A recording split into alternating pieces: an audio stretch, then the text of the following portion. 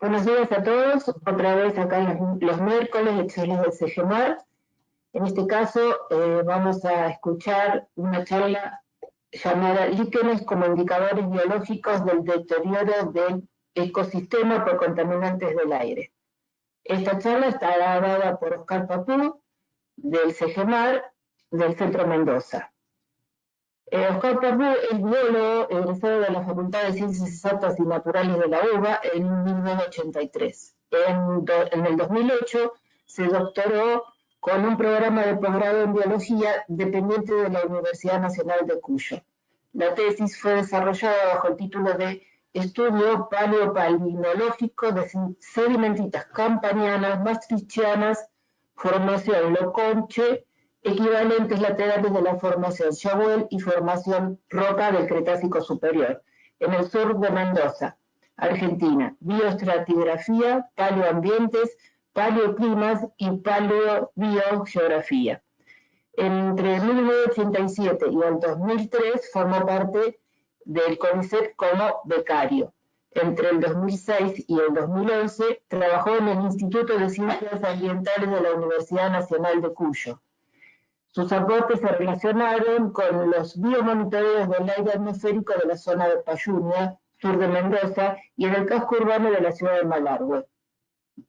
Estos trabajos se realizaron en conjunto con grupos de investigadores de la Universidad Nacional de Catamarca y de Córdoba.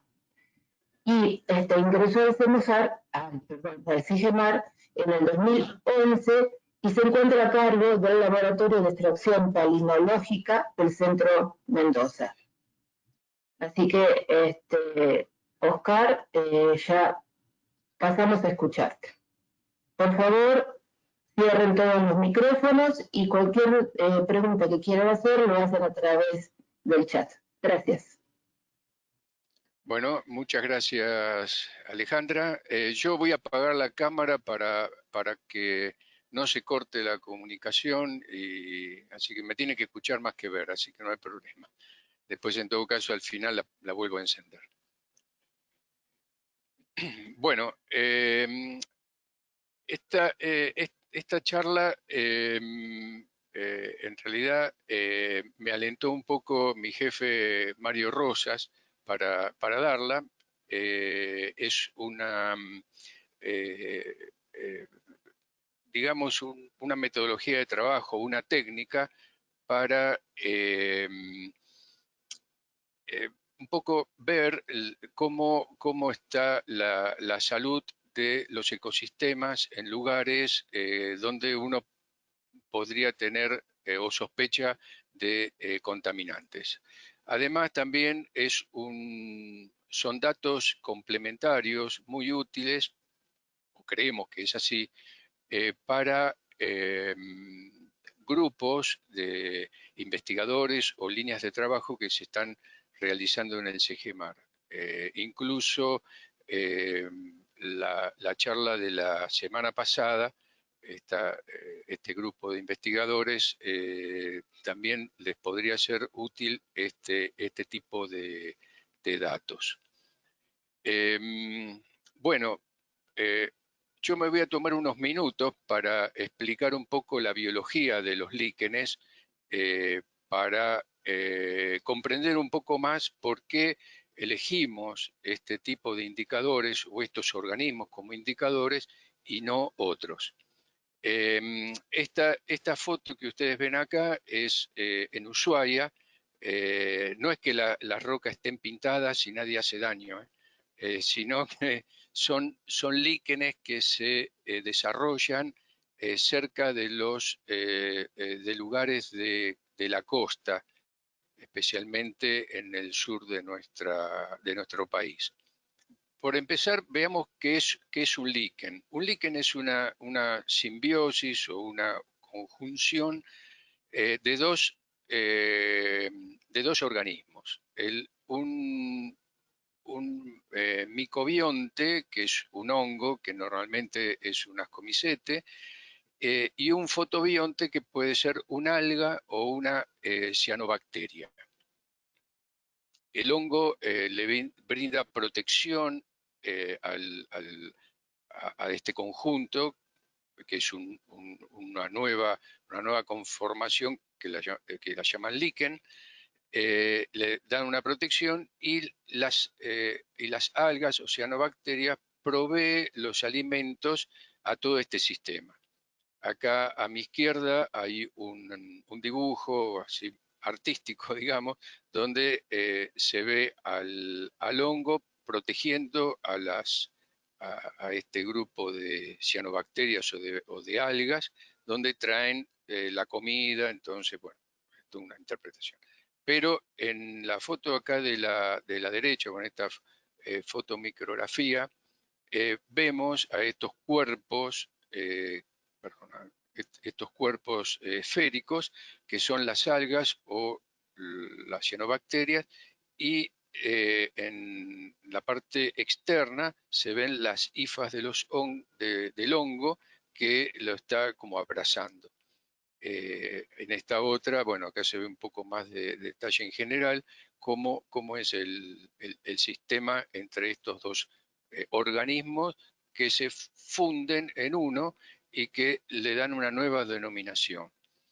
Estos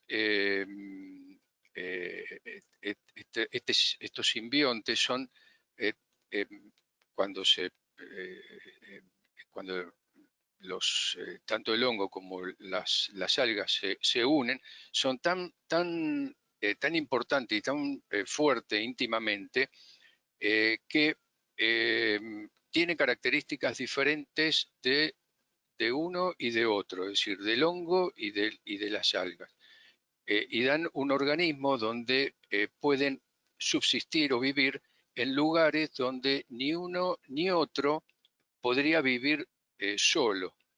Por lo tanto, para muchos biólogos, entre los cuales me incluyo, forman un nuevo organismo, que es el líquen. Para algunos biólogos no es tan así, pero para la mayoría es así. Y ahí es una, eh, una teoría que Lynn Margulis en los años 60 la dio a conocer, que es la teoría de la simbiogénesis. Esta teoría, de alguna manera, dice o explica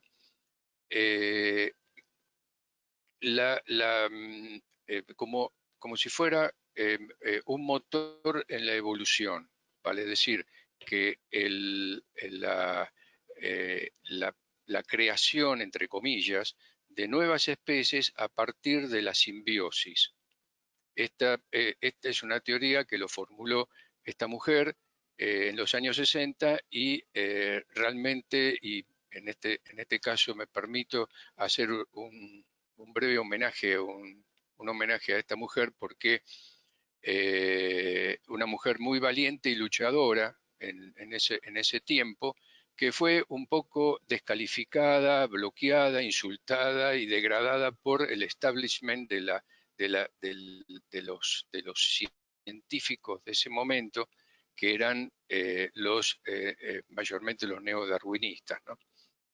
Donde, bueno, les movía un poco la estantería a esta gente. Entonces se vio un poco afectada. Entonces, un poco lo que le pasó a Darwin, ¿no? En algún momento también. Pero bueno, la cuestión que esta teoría explica muchas cosas, en especial estas teorías eh, de las células eucariontes, por ejemplo, que tienen las mitocondrias, que tienen en realidad distintos tipos de ADN. Entonces eso implica, o se explica, mejor dicho, con esta teoría, porque ha sido incorporada de otras células a las células eucariontes. Entonces, por eso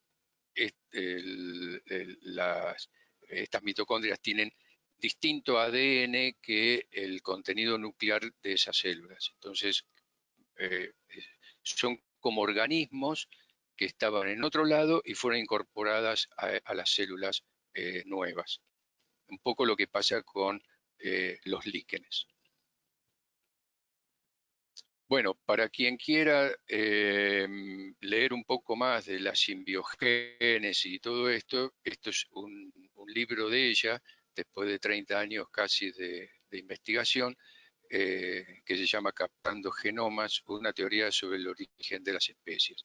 Es decir, una propuesta que hace ella de el origen de las especies que no era o que no son los habituales hasta el momento de los años 60. ¿No? Bueno, para ver un poco un poco la biología de los líquenes, podemos empezar por la clasificación. Esto es una de las clasificaciones, hay otras, pero para hacerlo un poco más, no tan largo, tenemos líquenes que son los foliáceos, por ejemplo, que son estos lóbulos, que son lóbulos del talo del líquen. Cuando digo talo es el cuerpo del líquen, es en forma de hoja, ¿no? Que se separa del sustrato, por eso son foliosos. Después están otros, los fruticulosos que penden de un punto. Quien haya ido a los bosques de Bariloche, los ve colgando de los árboles, ¿no? Las llaman también barba de viejo o algo parecido, que son las usneas. Y los crustosos o los crustáceos, eh, que son los que están bien pegados al sustrato, que uno los ve, por ejemplo, en la zona de Payunia, que están todos ahí adheridos a la roca. La foto que le mostré al principio se trata de esta especie, ¿no? Caloplaca. Bueno, en un corte transversal del talo del líquen, nosotros podemos ver un córtex superior, una zona de los ficobiontes, después una médula que está formada por las hifas del hongo,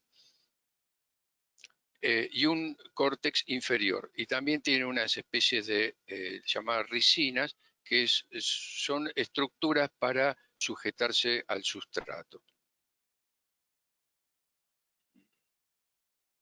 Bueno, acá en un corte transversal al microscopio óptico vemos estas zonas de algas, también la zona de la médula que está formada por las hifas de los hongos y un córtex inferior que es la que está apoyado sobre el sustrato.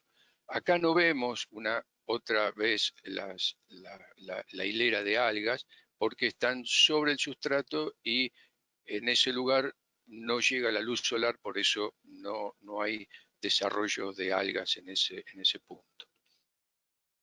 Bueno, acá está un poco más detallado con las hifas y los cuerpos algales. Bueno, acá un poco lo mismo, en el caso de las usneas que cuelgan y tienen un cordón axial nada más, no tiene un córtex inferior, ¿no? Bueno, la reproducción de los líquenes son de dos formas, uno sexual y otro asexuado. Muchas veces las estructuras sexuales son las esporas de los hongos que se agrupan en estas estructuras, ¿no? Llamadas apotecios, donde dentro tiene una serie de sacos donde están las esporas. Bueno, acá vemos con más detalle dónde están estos apotecios con estas copitas y dónde están la cantidad de esporas del hongo para, para cuando salen para reproducirse. Estas estructuras horarios son las estructuras asexuadas. Son lugares donde el alga lo recubre una cantidad de hifas del hongo y estas salen expulsadas hacia el exterior, ya sea por las salpicaduras de lluvia o la misma gravedad o el viento para dispersarlas. Pero en este caso, cada una de estas estructuras formaría un clon de los que provienen, ¿no? De la estructura primaria. Es decir, no hay intercambio genético como en el caso de las esporas anteriores.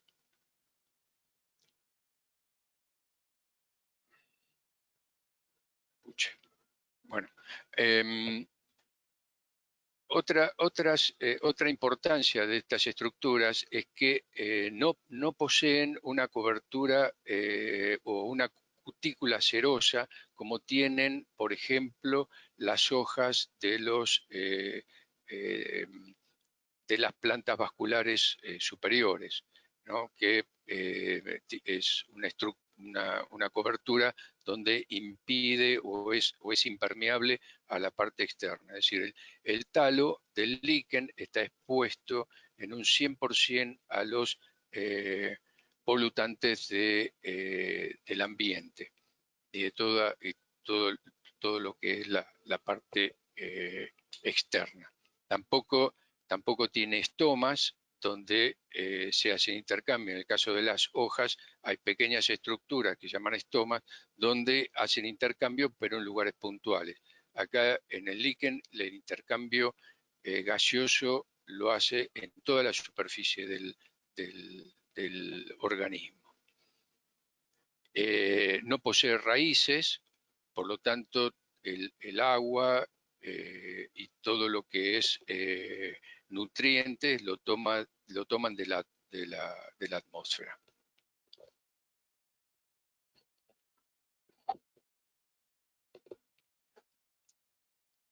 Por ese motivo es que estos organismos, de alguna manera, son muy sensibles a cambios en la composición del aire y todo su cuerpo está expuesto directamente a esos cambios.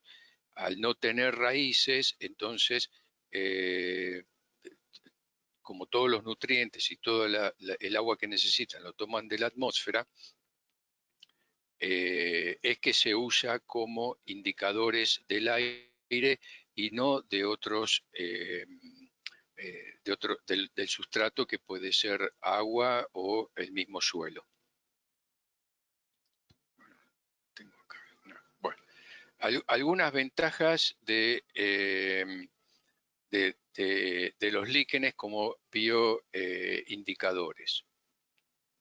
Son organismos perennes, vale decir que se pueden muestrear durante toda la época del año, por su éxito simbiótico, como lo vimos anteriormente, son capaces de vivir en medios diferentes, desde el polo hasta el Ecuador, desde el nivel del mar a unos cuantos miles de metros de altura. Incluso se han hecho experiencias, especialmente un grupo de investigadores de la Universidad Complutense de Madrid, ha preparado una experiencia y lo han enviado al espacio exterior con la Estación Internacional, ¿no? Donde los han dejado durante un lapso de tiempo en el espacio y lo han vuelto a entrar y los líquenes estaban en perfecto estado, incluso siguieron evolucionando, siguieron viviendo. Incluso también se ha visto que cerca de donde explotó el reactor número 4 de Chernobyl, también encontraron líquenes, especialmente en la zona del famoso bosque rojo, que está a unos pocos kilómetros del reactor. Es más, hace poco estuve leyendo un artículo donde investigadores rusos hace muy poco tiempo han encontrado no líquenes, pero sí hongos dentro de lo que era el reactor nuclear de Chernobyl, ¿no? Donde está destruido, han encontrado hongos, ¿no? Como, eh, como una adaptación bastante interesante, ¿no? De estos organismos. Y en los líquenes cerca de Chernobyl, en su interior encontraron depósitos de cesio 137, vale decir, un isótopo del cesio radioactivo.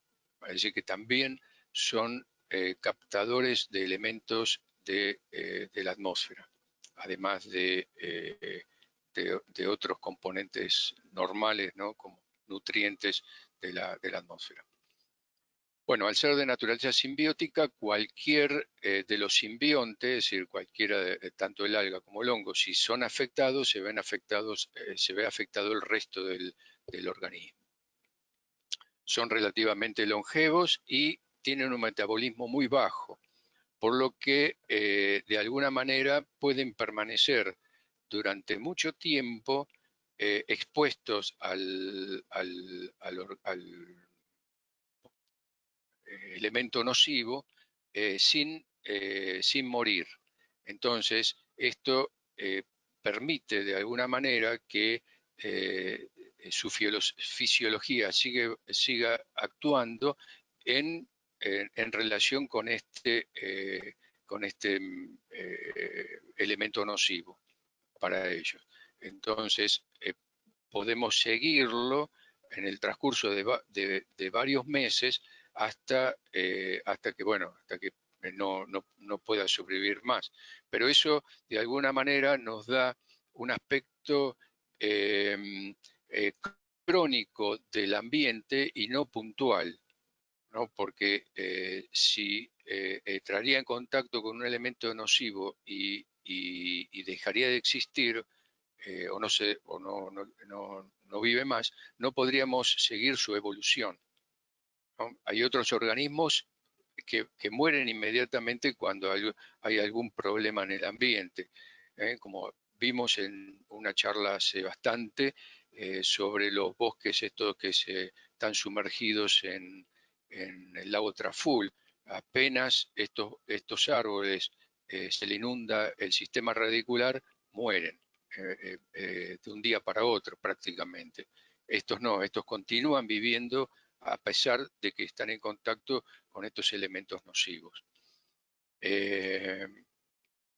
Bueno, y esto de alguna manera también sería como una diferencia entre los métodos electrónicos que nosotros, o sensores electrónicos que nosotros podemos llegar a tener en el seguimiento de un lugar, ¿no?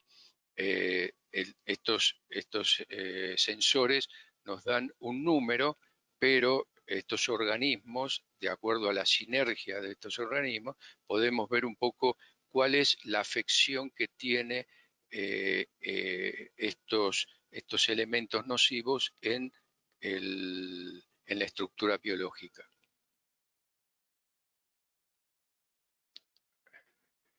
Bueno, nosotros pensamos que como objetivo de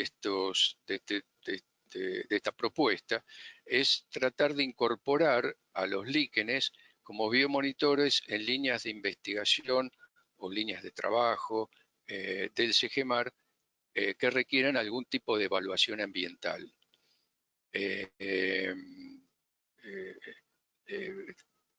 También podríamos utilizarlo como indicadores en extensiones amplias de un lugar, porque estos organismos tienen un desarrollo impresionante. Quien haya ido a la Payunia verán que prácticamente están en todos lados, y llevar un sensor de estos electrónicos para medir el estado de la atmósfera o del aire en ese lugar podría ser bastante más costoso. Eso no implica de ninguna manera que esta metodología de los sensores electrónicos sea descartado, por el contrario, son métodos complementarios de- de- en el- para para un mismo objetivo. Bueno, también hay que considerar los parámetros ecológicos de las comunidades liquénicas. En la charla anterior se había dicho o habían comentado sobre eh,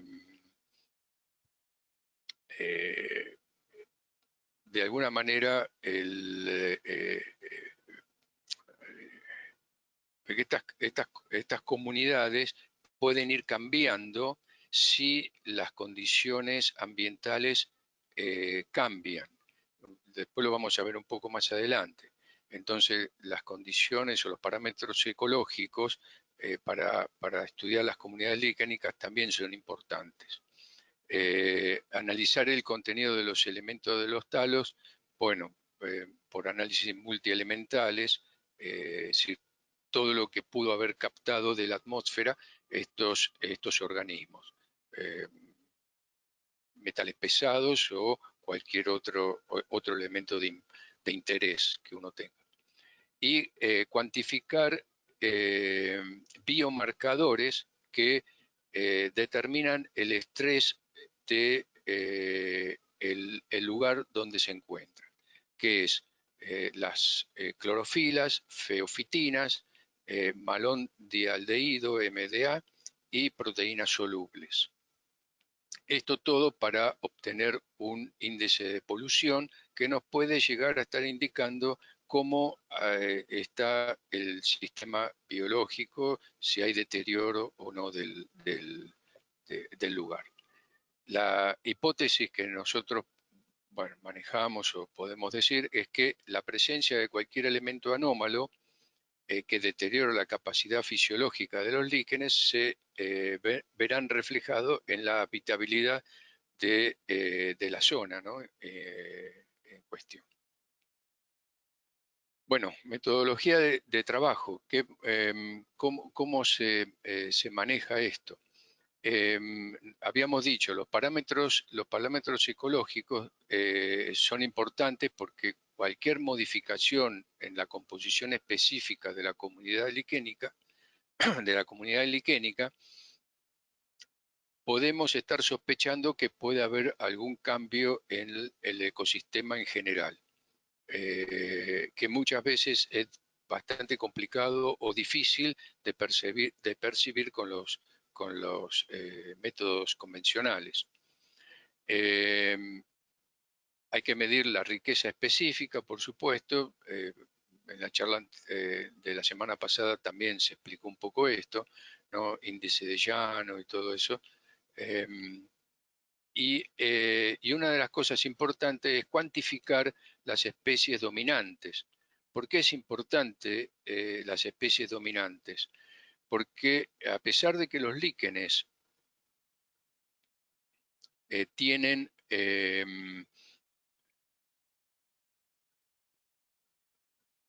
a pesar de que los líquenes tienen, perdón, ustedes me escuchan bien, ¿no?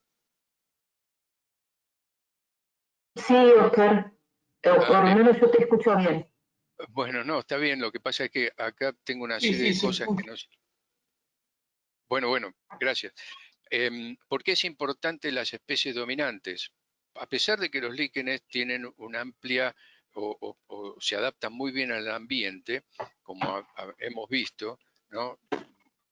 Desde el espacio exterior hasta el nivel del mar prácticamente, cada lugar cada lugar tiene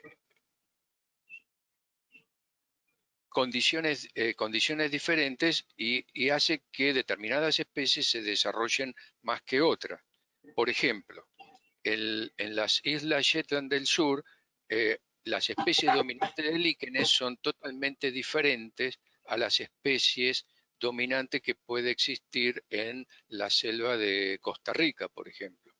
Entonces, si hay un cambio en el ambiente o hay algún problema en el ambiente, ya sea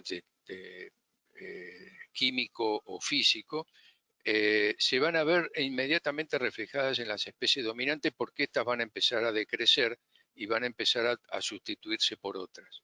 Por eso puntualizo un poco esto de las especies dominantes.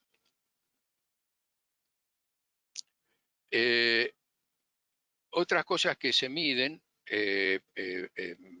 además de las ecológicas, son los parámetros químico-fisiológicos.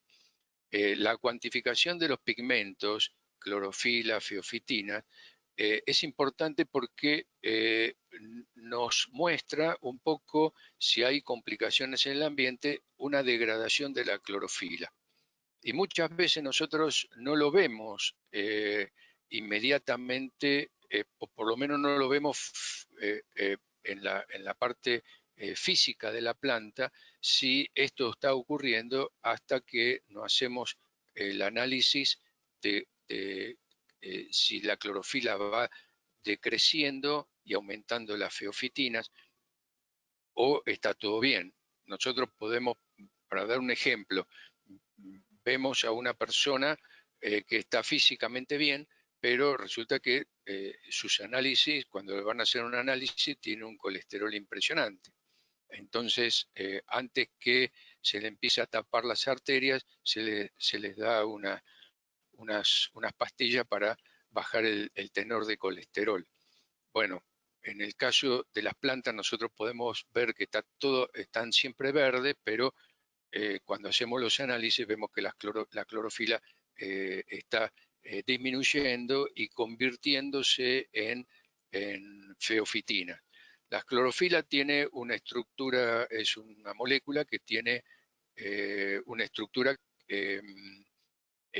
donde tiene un magnesio, tiene un átomo de magnesio. Estos átomos de magnesio, cuando la clorofila empieza a degradarse, se reemplaza o normalmente la reemplaza un cobre o zinc, es reemplazado por eso. Entonces vemos que esas hojas se empiezan a poner de color medias amarillentas, ¿no?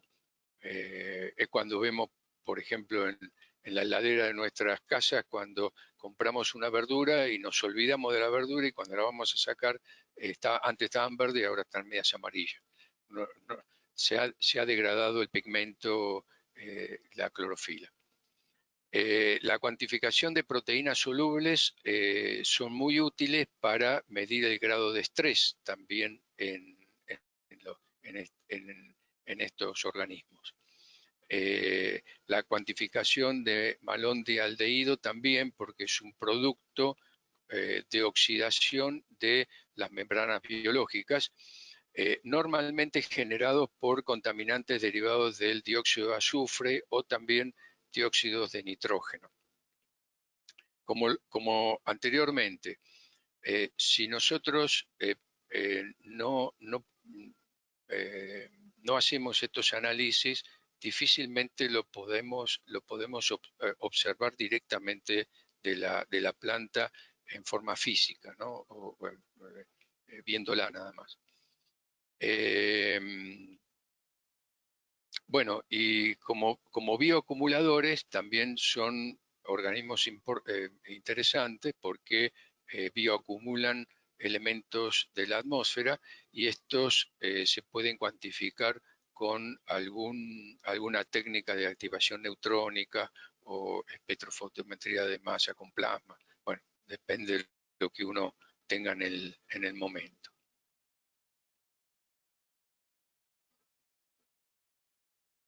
Bueno, todo esto para hacer o determinar un índice de polución. El índice de polución es uno de los tantos índices que uno puede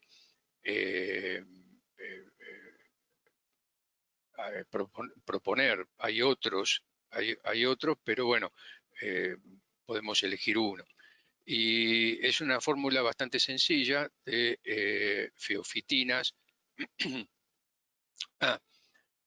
Quería comentar, clorofilas hay varios tipos, está la clorofila A, clorofila B, C y hay otras más, pero la que está en mayor proporción es la clorofila A. Por eso las otras, como están en proporciones muy bajas,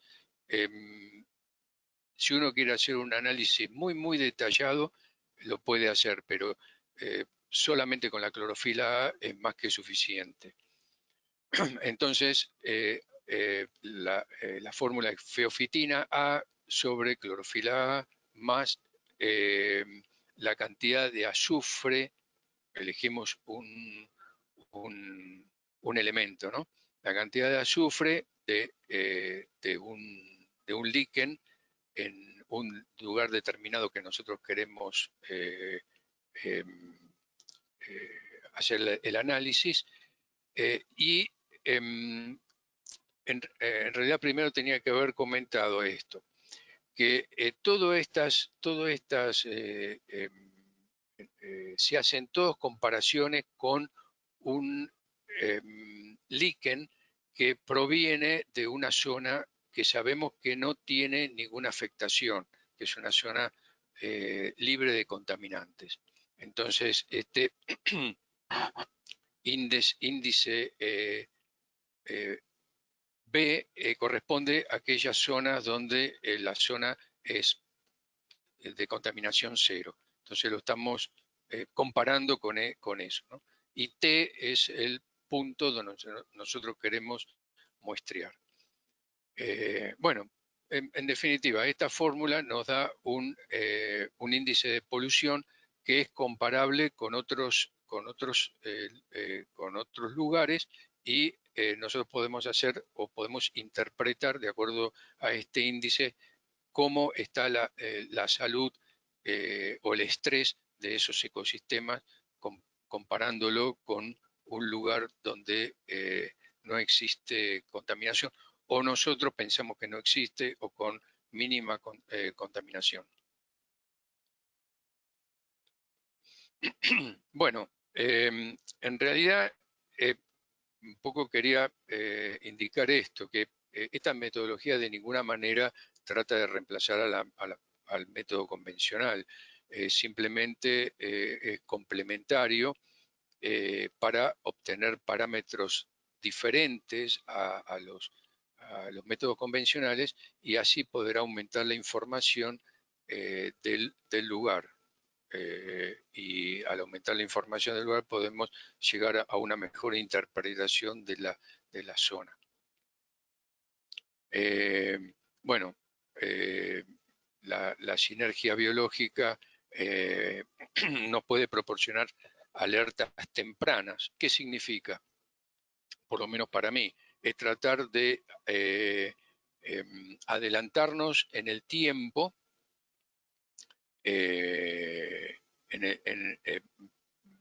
para que no ocurra algo desagradable en el sistema que nosotros estamos estudiando.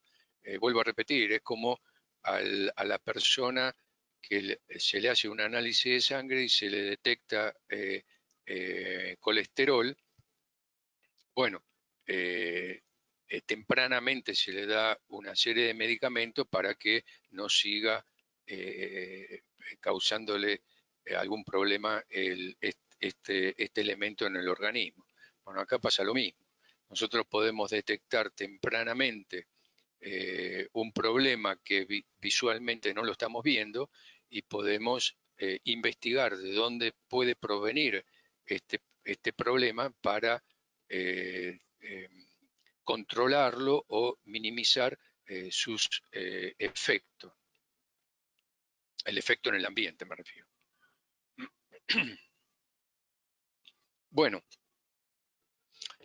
un poco todo esto, lo que estuve comentando, en algún momento lo hemos plasmado en una serie de trabajos que se hicieron en la zona de Payunia.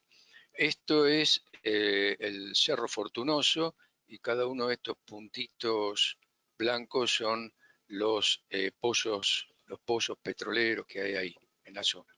Es una actividad hidrocarburífera bastante importante. Entonces, a partir de ahí se hizo una transecta donde se escogieron algunos puntos para muestreo.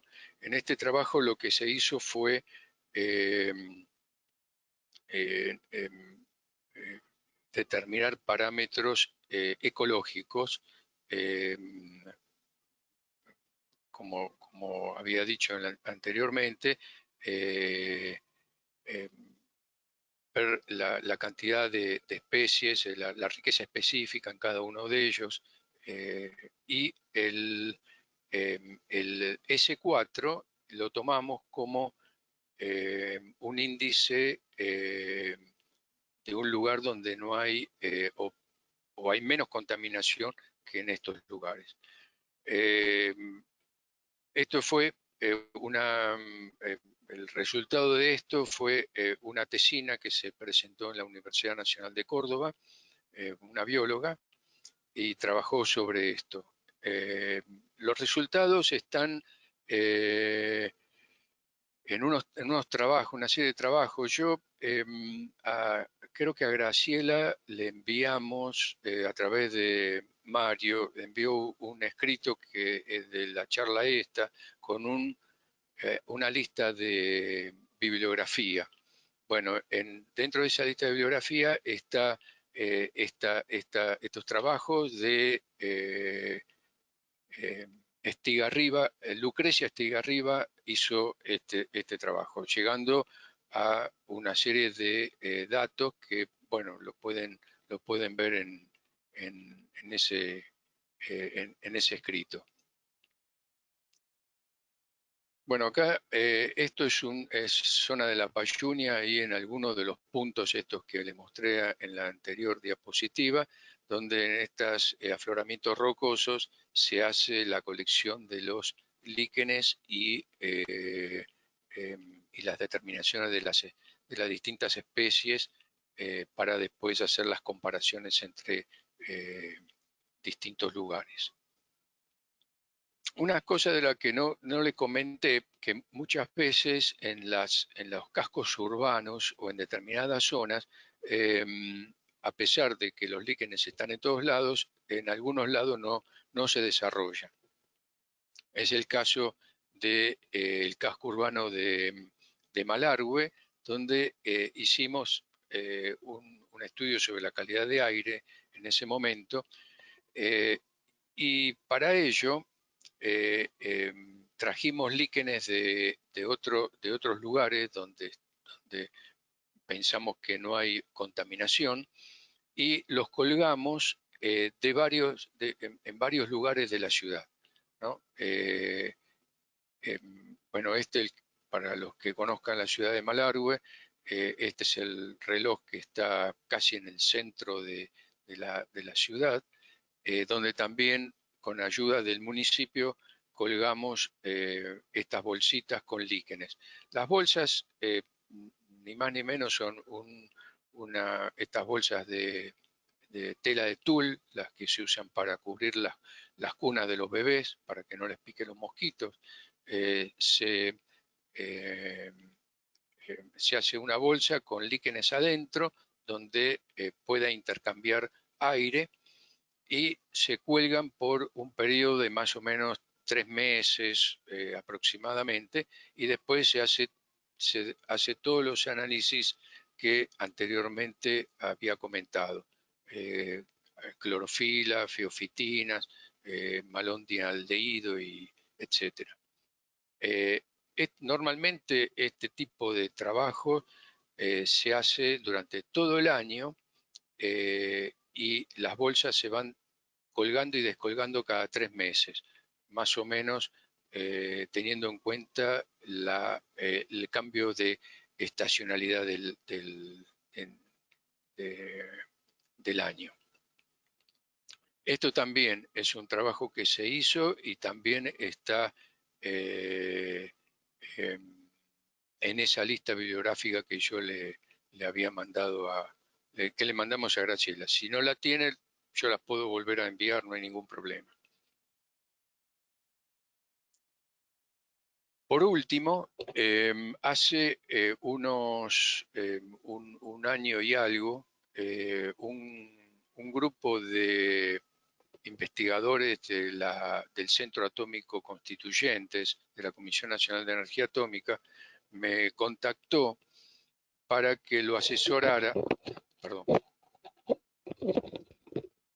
para que lo pudiera asesorar en cuestiones de los líquenes y ver cómo podrían hacer para hacer estos ensayos. Este grupo es del área de materiales, así lo llaman.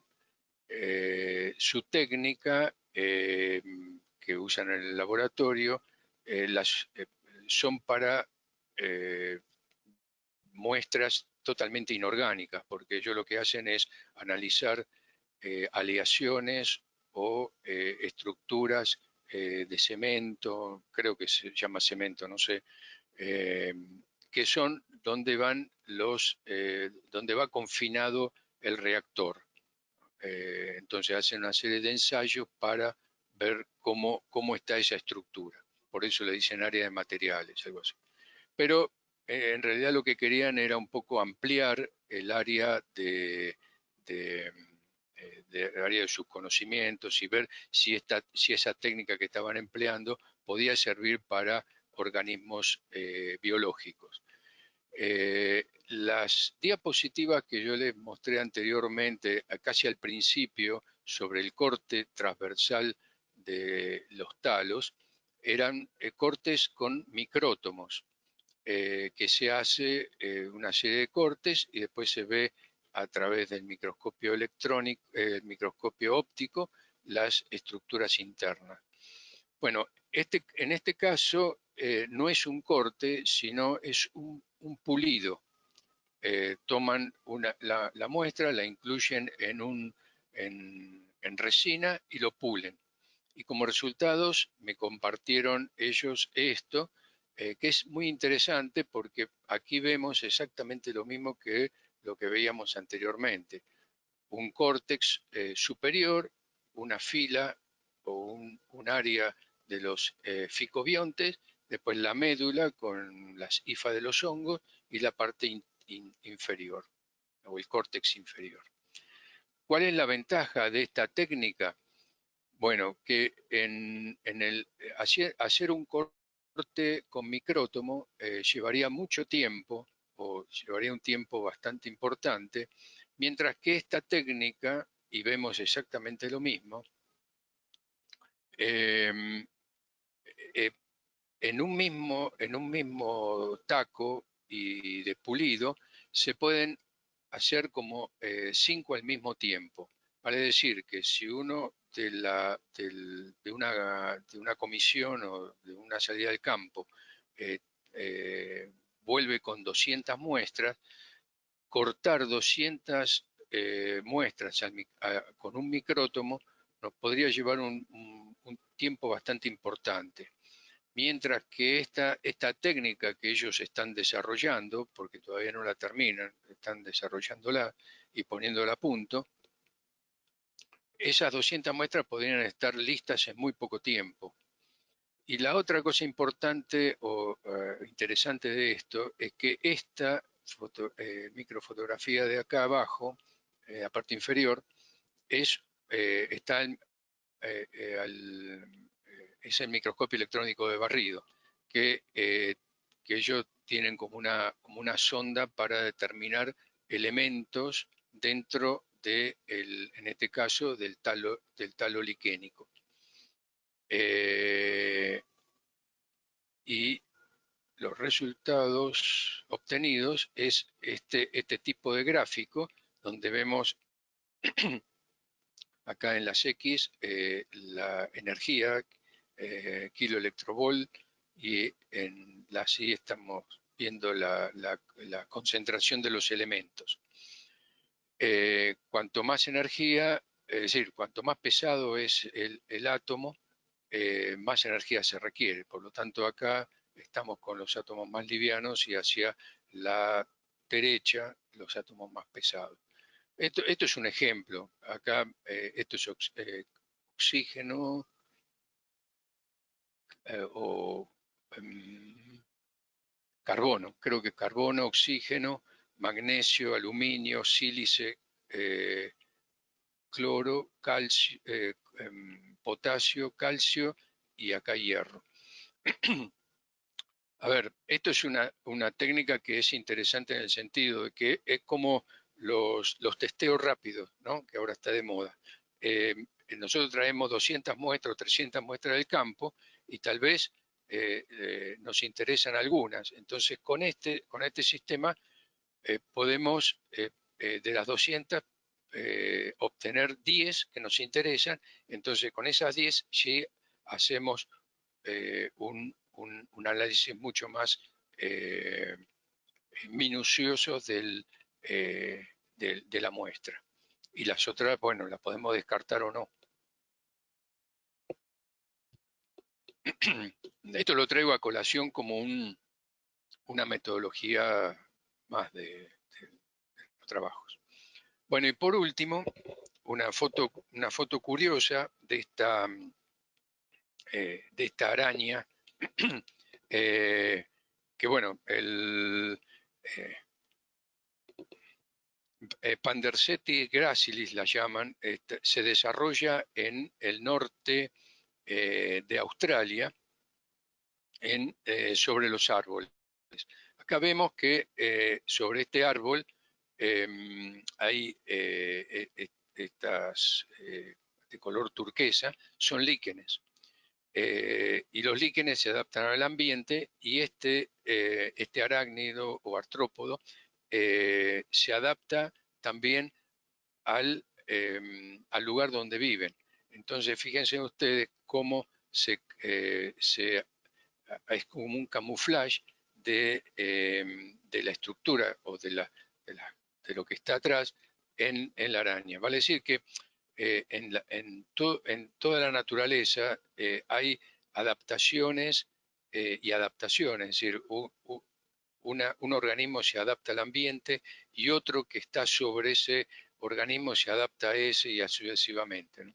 Es decir, cada uno se adapta a las condiciones del ambiente. Por eso, cuando hay un cambio en estos ambientes, existen también cambios en los otros organismos. Y es un poco lo que yo quería mostrarles, en especial para organismos que son muy sensibles a los cambios ambientales y también son fáciles de muestrear, porque hay muchos organismos que son muy sensibles al ambiente. Los sapos son uno de ellos, por ejemplo, son muy sensibles. Nosotros cuando éramos chicos, o por lo menos cuando yo era muy chico, desde mi casa, ahí en Ramos Mejía, sentía cantar a los sapos. Hoy no hay ni uno, es decir, que hay evidentemente un cambio en el ambiente y estos organismos que son muy sensibles se van para otro lado. Entonces, hay que buscar organismos que sean fáciles de muestrear, que sean sensibles y que de alguna manera manifiesten intrínsecamente cambios que nosotros visualmente no podemos ver, pero si ellos se empiezan a notarlos y nosotros podemos a través de este tipo de análisis saber en qué condiciones están y por ende en qué condiciones está el ambiente. Bueno, muchísimas gracias y bueno, y quedo para sus consultas. Yo le quería preguntar si el líquen usnea tiene alguna característica distintiva como indicador de buena calidad del aire, porque eso es un dicho que existe en Tierra del Fuego, que se usa mucho, pero la verdad que no sé si tiene asidero científico o no. Es decir, ¿hay alguna diferencia entre usnea y otros líquenes o no? Sí, yo escuché eso y también en Bariloche lo escuchaba, cada vez que voy también me dicen, cuando ven estas urneas colgando de los árboles, impresionante, dice, acá sí se respira aire puro. En realidad, si hay un desarrollo importante de estas especies como de otras, y en un análisis como los que yo manifesté, no encontramos nada que diga lo contrario, sí. Ahora, el hecho de verla solamente, a mí no me quedo muy tranquilo si es porque el aire es puro o porque ellos se han adaptado a ese ambiente. En mi opinión, mi opinión, nada más. No, yo he visto en Costa Rica crecer o desarrollarse cantidades de líquenes en los árboles y al lado una fumarola de estas de los tantos que hay ahí, de los volcanes que hay ahí, con una cantidad de azufre que no se podía ni respirar. Sin embargo, esta gente, estos líquenes estaban lo más vivito y coleando, ¿no? Yo no podría estar ahí. Así que si a mí me dicen que estos líquenes representa aire puro, bueno, hay aire con mucho sulfídrico por el ambiente, ¿no? Así que no sé, yo no podría aseverar eso, lo que usted me está diciendo. ¿La usnea es el clavel del aire? No, el clavel del aire es una angiosperma. Sí vive como los líquenes del aire. Bueno,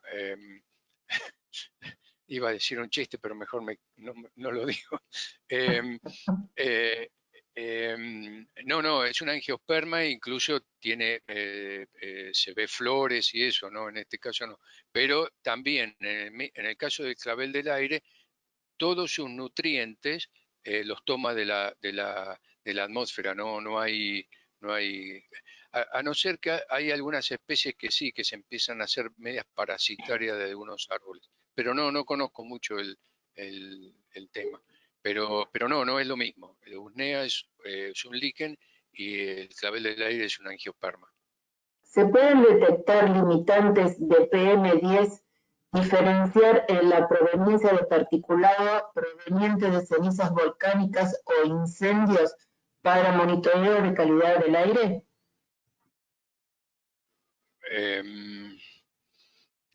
Es posible que se puedan, pero no conozco a ciencia cierta, pero la captación de elementos en los líquenes se producen de varias formas. A ver, una es en superficie, a ver si lo tengo por acá. Eh, eh, Estos elementos pueden estar sobre la superficie del talo, acumulados en algún intersticio intracelular o ligados a las paredes celulares de los fotobiontes, por ejemplo. En el caso de poder muestrear estos líquenes y ver sobre la superficie si existe rastros de algún tipo de ceniza volcánica, y bueno, habría que hacer un lavado de la superficie y después examinarlo al microscopio o a la lupa para ver si encontramos alguna de estas estructuras que me está diciendo de cenizas volcánicas porque eso sí es fácil de determinar, ¿no? Al microscopio electrónico se pueden ver, pero habría que ver sobre la superficie. En el caso de incendios, particulado PM10 de cenizas de incendios, provenientes de incendios, ¿se puede detectar también anomalías? ¿Dentro del líquen o sobre la superficie del líquen? No sé, en la estructura. Bueno, de la misma manera que en el caso de las cenizas, si nosotros podemos lavar la superficie y observar el remanente del lavado con un microscopio electrónico de barrido o un microscopio óptico, ahí podemos ver. No sé en el caso de la ceniza de un incendio, ¿qué podríamos estar observando? No tengo mucha idea de eso. ¿Qué estructura estaríamos observando? Son polutantes, ¿no es cierto? También como ocurre con los gases en las ciudades, de los caños de escape de los vehículos. Por eso te preguntaba, pero a nivel PM10, por eso. Contaminantes. Por eso, ¿no? el particulado en sí, tal vez, no sé si se podrá o no ver. Lo que sí se podría llegar a sospechar es que ese tipo de polutante, como decís vos, de los incendios, afecte de alguna manera la estructura del líquen y nosotros podamos observarla mediante estos análisis y sospechar que la degradación o el aumento de determinadas sustancias fisiológicas en la estructura del líquen podría estar dado por estos incendios. No sé si es lo que vos me querés preguntar. Sí, muchas gracias, Oscar. Muchas gracias. No, está bien. ¿Hay líquenes en el registro geológico?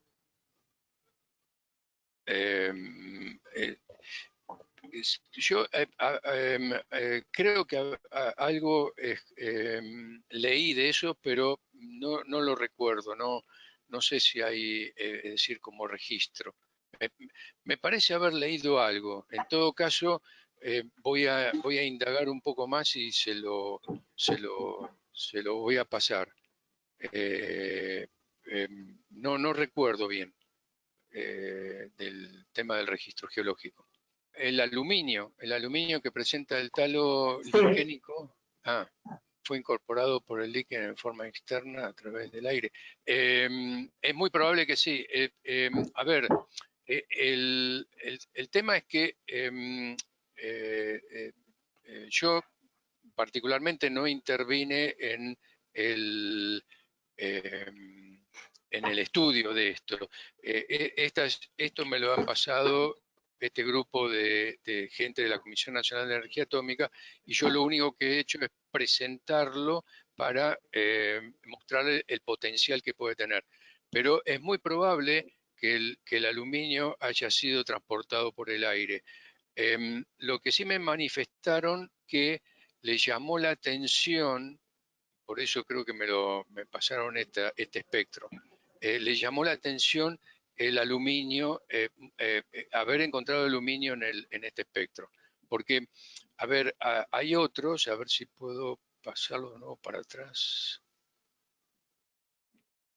Bueno, no sé, me parece que no voy a... ¿Desaparece la flechita? No, acá Ahí está. Claro, porque los demás elementos como el carbono, oxígeno, magnesio, bueno, el magnesio es de la clorofila, el silicio, todo eso, son más o menos como normales, o por lo menos menos que no hay problema, como que es más factible, ¿no? Y el aluminio es algo que le llamó la atención a ellos. Quiero pensar de que todos estos elementos, si no son intrínsecos del líquen en sí se han transportado por el aire, porque no tienen otra forma de transportarse, no a través del sustrato ni del agua líquida, ¿no? A no ser que el agua de lluvia. Así que sí, es muy probable que se haya incorporado a través del aire. Lo que le llamó la atención. En todo caso, puedo tomar contacto con este grupo y preguntarles y yo después pasarle el dato o se contactan conmigo y lo puedo averiguar. Yo te quería hacer una pregunta del sector ambiental. Supongamos que hace erupción un volcán. ¿Cuánto tiempo tenés que esperar, digamos, para ver un resultado sobre un líquen? Y si se puede utilizar los líquenes como si fueran isocurvas de contaminación. No sé si... Sí, no es inmediato, pero desde el momento que hace erupción, vos te referís, por ejemplo, a los gases de óxidos de azufre Sí, o sea, cualquiera, digamos, de los gases y hacer como un dibujo de isolíneas a medida que me voy yendo del centro eruptivo. Claro, sí, desde el momento que hace erupción y hay una cantidad de gas dando vueltas por ahí, a que se incorpora a los líquenes, bueno, puede variar de acuerdo al metabolismo de cada uno, pero más o menos como todos tienen lo mismo, pero en un lapso de 2-3 meses ya tendrían que estar incorporados dentro de su estructura. Por eso cuando en los estudios que se hacen en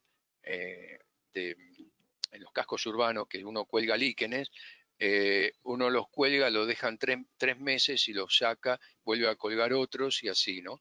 Cada 3 meses más o menos, que es un poco el estándar a nivel mundial que hay para este tipo de cosas. O sea que la metodología de trabajo sería, antes que haga erupción el volcán, tomar muestras de líquenes cada tantos kilómetros del volcán para saber, digamos, su condición inicial. Exactamente. Es decir, y después, siempre es necesario tener un testigo, un background, ¿no? del lugar. Cuanto antes uno lo tiene, mucho mejor, o por lo menos si uno hace muestreos más o menos seguidos en un determinado momento, perdón, en un determinado momento donde el volcán ha estado inactivo durante un lapso de tiempo importante, ahí sería un buen momento de tomar muestras. Y después, tenerlas guardaditas, o hacer los análisis, pero tener esos datos guardados. Y en el momento que hace erupción, ir a los 3 meses, o a los 2 meses, qué sé yo, no es tan exacta las cosas, y volver a hacer el muestreo en el mismo lugar que se hizo anteriormente. Es decir, uno puede marcar puntos de estaciones de muestreo y después volverlos a hacer en el mismo lugar, ¿no? O aproximadamente en el mismo lugar.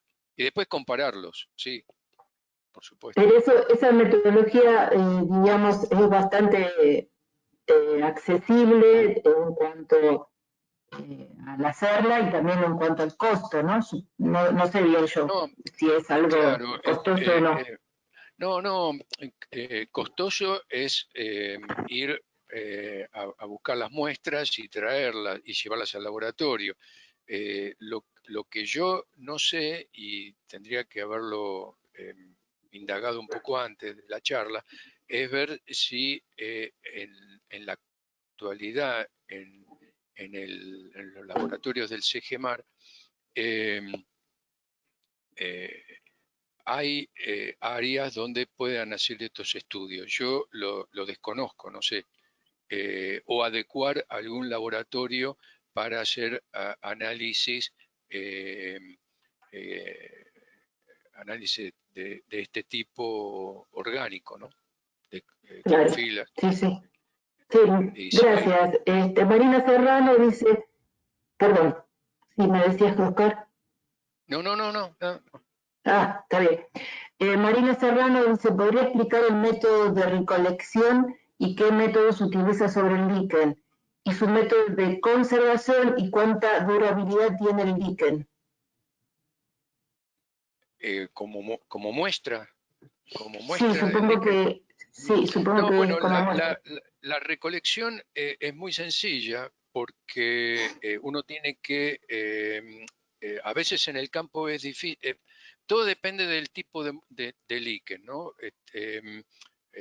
Al principio había dicho que se clasificaban en crustosos, fruticulosos y foliosos. Los foliosos son más fáciles porque se pueden sacar y no están muy tomados del sustrato. Pero en el caso de los crustáceos, que justamente las áreas donde nosotros tenemos, donde vamos más habitualmente, uno lo que puede hacer es tomar un trozo de la roca con el líquen y después en el laboratorio poder sacarlo. Para conservarlos directamente dentro de una bolsa de papel, roturarlos y llevarlo lo antes posible al laboratorio. Si uno tarda un poco de tiempo, lo mejor es conservarlos en el freezer, es decir, a menos 20 grados centígrados. Entonces eso baja aún más el metabolismo del líquen, no los mata y lo conservamos para el posterior análisis de laboratorio. No sé si me quedó alguna parte que no. Sí, muchas gracias. Está bien. Bueno, Mario Rosas dice que ya me robó la metodología, Mario Rosa. ¿Cómo? Me robó la metodología Mario Rosas, del volcán Petero, dice que se podría hacer un estudio piloto así. Claro que sí. De las isolinas y todo eso. Andrea Coronato, claro. Andrea Coronato dice si existen esas líneas de base ambiental a partir de líquenes en alguna región del país.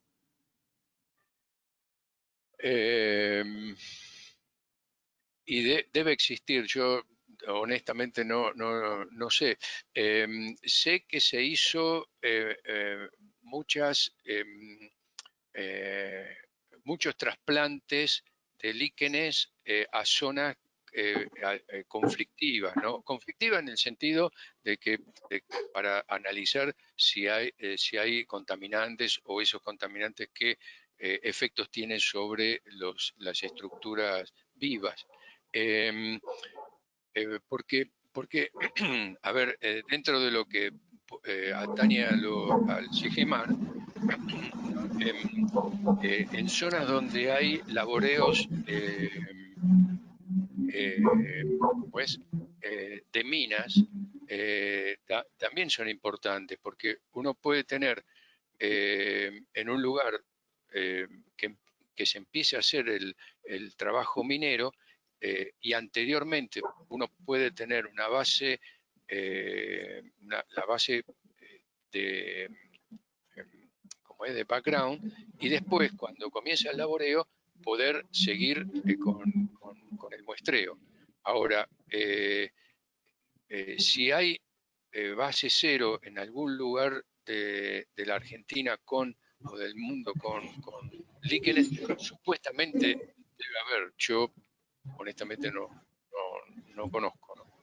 Pero la base cero se puede hacer el seguimiento antes de que comience el trabajo en sí y después, Claro. caso como el caso del volcán o de un emprendimiento minero determinado que arranque en una época, en un año, bueno, anteriormente uno puede hacer un muestreo y después proseguirlo, ¿no? Está bien. Bien, muchas gracias. No es nada. Elizabeth Rodríguez dice si los líquenes viven más de 100 años, porque se podría, no sé si se puede determinar la erupción del Quizopo en 1932, porque no tenemos base de referencia, digamos, antes de 1932. Los líquenes son longevos, pueden llegar a vivir 100 años, sí, sí. Lo que ocurre es que si ella está buscando, si se está buscando el evento de ese año en el líquen, lo más probable es que ya no lo encuentre, porque no creo que lo haya acumulado durante tanto tiempo. No sé si me expresé Claro, bien. no funciona como los anillos de los árboles, digamos que puedes detectar un momento de alteración de esa estructura orgánica, ¿no? No, lo que sí existe en los estudios de los líquenes es una línea de investigación que se llama liquenometría, que es más o menos así como vos decís, ¿no? De los anillos de los árboles. Hay especies que la colonia del líquen crece desde un punto en forma radial, ¿no? Como lo vimos en una de las fotos. A ver si las tengo por acá.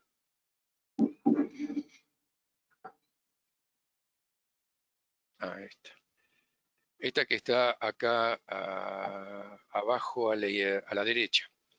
Esto seguramente creció desde este punto hasta acá. No se ve la imagen, ¿No se ve? Oscar. No, ahí sí, ahí está. ¿Llegó? Bueno, sí, Sí. no, porque tiene un pequeño retardo, sí. Esta colonia de líquen seguramente creció desde este punto en forma radial hasta el extremo. Y esto tiene un tiempo. El tiempo lo va a determinar el metabolismo del líquen. Sí sé que hay especies que han determinado más o menos cuánto se desarrolla por año, cuántos milímetros crece en un año. Entonces uno Genial. no con uno necesita una muestra de unos cuantos, ¿no? Con uno solo no hacemos nada. Pero claro. Entonces, de acuerdo al diámetro que tiene el líquen, podemos saber cuánto estuvo en ese lugar. Porque ustedes recuerdan estas estructuras, estas de acá, que se van, el cuerpo del alga se va con la hifa de los hongos, y esto cae en un lugar. Y de eso va a crecer una colonia como esta. ¿Sí?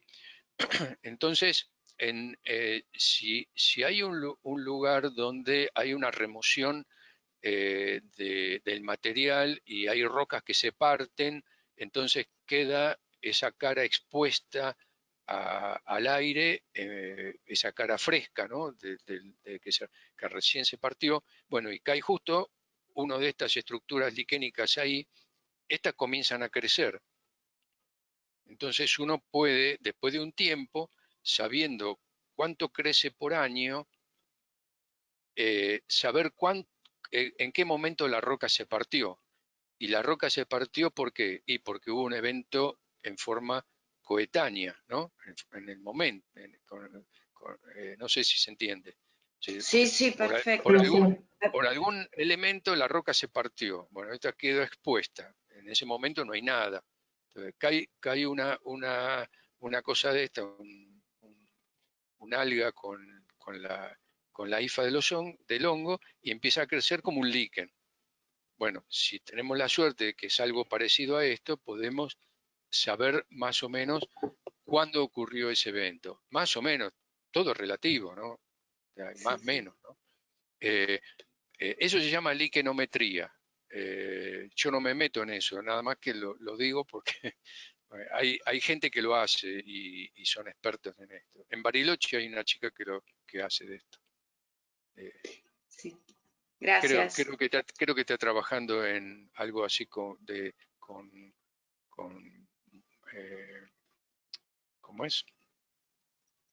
En glaciares y algo así. No sé. Sí, Andrea Coronato ahí, gracias. Sí, justamente dice, Andrea Coronato dice, el Risocarbon Geographicum se usa para calcular retroceso de glaciares, exposición de las rocas descubiertas. Exactamente. Sí. Perfecto, bueno, sí, muchas gracias. No, muchas gracias a vos, Oscar, fue una charla muy, muy interesante. Bueno, no sé si hay alguna pregunta más. Bueno, parece que no. Entonces, la verdad que sí. Y uno se pone a pensar en qué es utilizable este tipo de metodología, ¿no? Con los líquenes.